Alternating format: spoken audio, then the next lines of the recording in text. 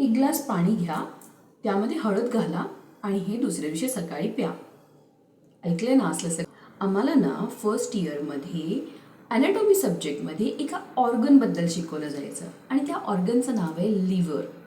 लिव्हरचं पहिलं कामच आहे डिटॉक्सिफिकेशन. म्हणजे लिव्हर काय करतं? तर तुमच्या तोंडाद्वारे जे काही कुठल्या प्रकारचे केमिकल्स बॉडीमध्ये जातात त्या केमिकल्समधल्या टॉक्झिन रूपांना नॉन टॉक्झिक म्हणजे बिनविषारी कंपाऊंड्समध्ये कन्वर्ट करतं, ज्या जोगे ते बॉडीतून बाहेर टाकणं सोपं पडेल. मग हे बाहेर टाकायचं काम कोण करतं? मग ते इंटेस्टाईन कडून केलं जाईल, किडनीज कडून केलं जाईल, स्किन कडून केलं जाईल किंवा श्वासातून केलं जाईल.